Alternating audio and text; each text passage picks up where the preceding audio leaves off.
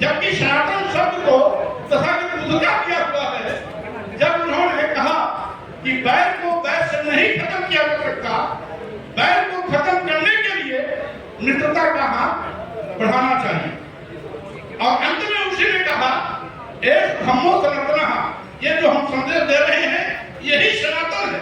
यानी सनातन शब्द भी तथागत बुद्ध का है, भगवान शब्द भी बुद्ध का है, बौद्ध धर्म का है। वो तो सब नकल लिए हमारी है, भगवान भी नकल लिया हमारा, भगवान सब हमारा और भगवान पहन के कह रहे हैं वो। इसी तरीके से आज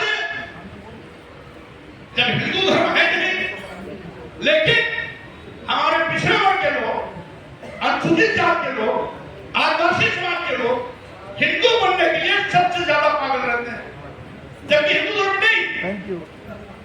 आप समझोगे तो गंभीरता, जब हिंदू धर्म ही नहीं है तो सबसे ज्यादा बैकवर्ड और शुरू कास्ट आदिवासी समाज के लोग हिंदू बनने के लाइन में खड़े हो जाते हैं, हिंदू के सबसे बड़े अलंबरदार बन जाते हैं। दिमाग में गोबर पड़ा है, अगर नहीं समझ नहीं है कि जो दूसरे का धंधा है वो हमारा धर्म कैसे हो सकता है।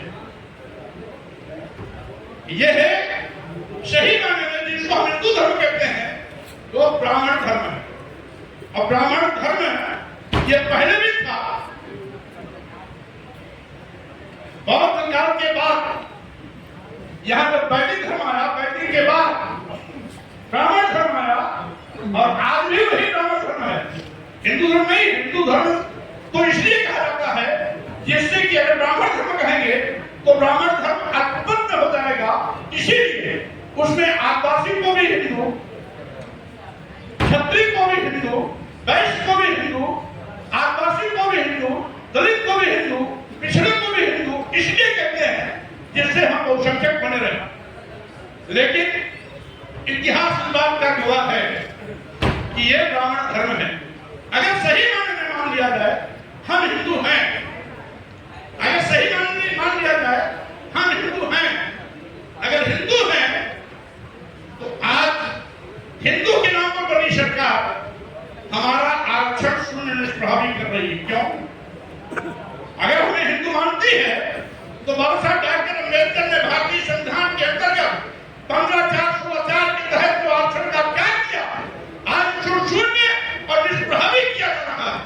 अनुच्छेद 340 के अंतर्गत मंडल आयोग की सिफारिशों के तहत पिछड़े वर्गों को 27% का आरक्षण मिला और शून्य निष्प्रभावी किया जा रहा है। इसका मतलब है हम वोट देने के लिए, दान दक्षिणा देने के लिए, महात्मा हत्या खिलाने के लिए हिंदू हैं, लेकिन जब हमारे हिंदू की बात आती है तो हम इनके दुश्मन बन जाते हैं, हम इनके दुश्मन बन जाते हैं। आज महंगी शिक्षा से, आज SC ST OBC के लोगों को उच्च शिक्षा से वंचित करने की कोशिश की जा रही है। आप जानते हैं जब से नवोन्मेष की सरकार बनी है लगभग 1.5 लाख प्राइमरी स्कूल अब तक देश में बंद हो चुके हैं। 1.5 लाख प्राइमरी स्कूल अब तक बंद हो चुके हैं भाजपा सरकार बनने के पहले बाद। यानी प्राइमरी स्कूल में कौन पढ़ता है?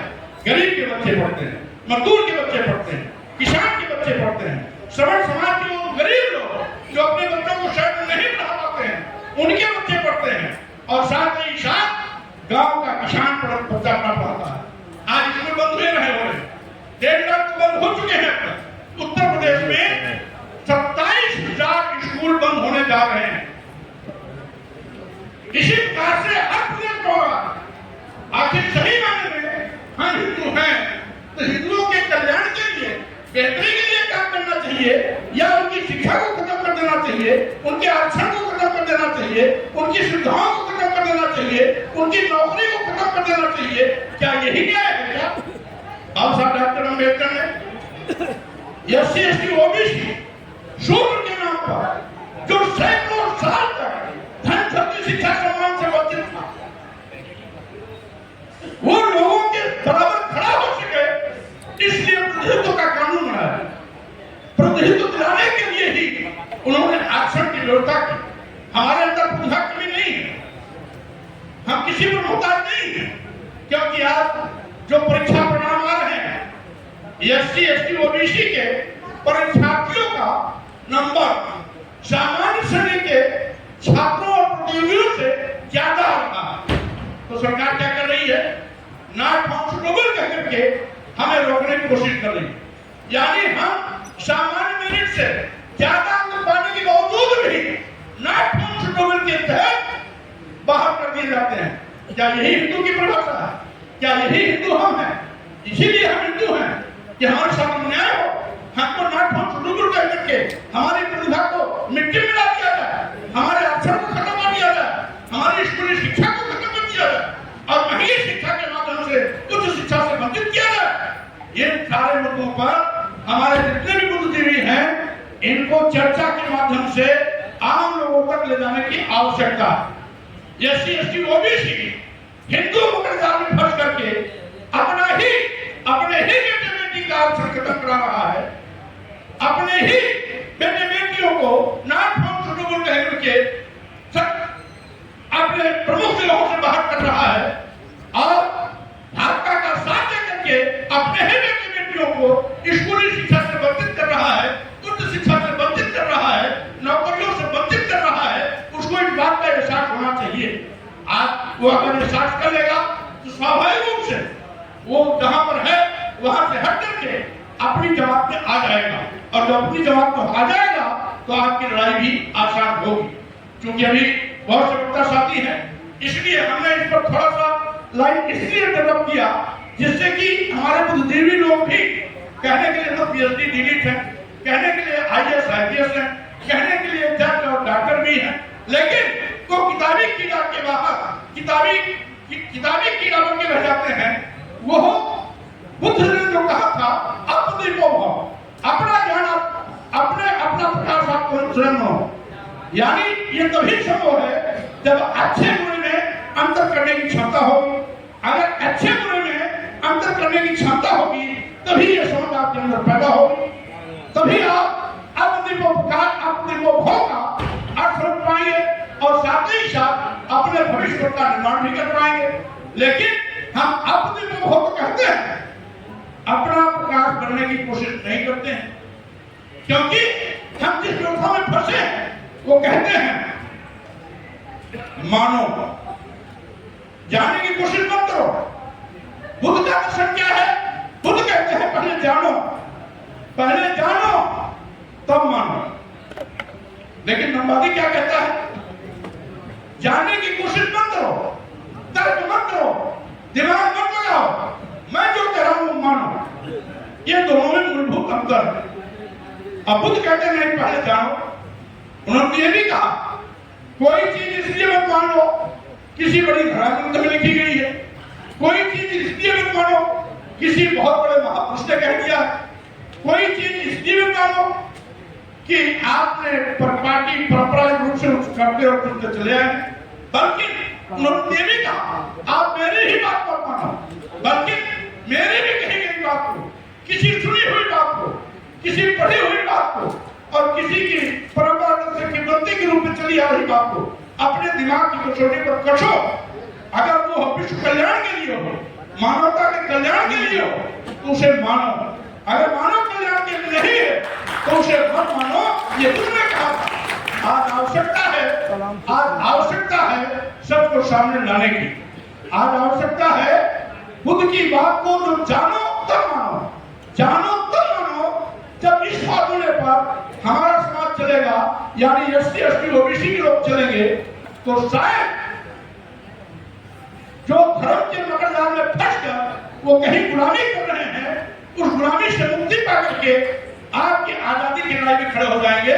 और साथ ही साथ जिस तरीके से आप बुद्ध विहार बचाने के लिए, महाबोध बुद्ध विहार बचाने के लिए संघर्ष की रणनीति बना रहे हो, वो आपके साथ खड़े दिखाई पड़ेंगे। अगर वो साथ खड़े दिखाई पड़ेंगे कि आपकी ताकत और भारी हो जाएगी। इसलिए ये भी अभियान चलाना चाहिए।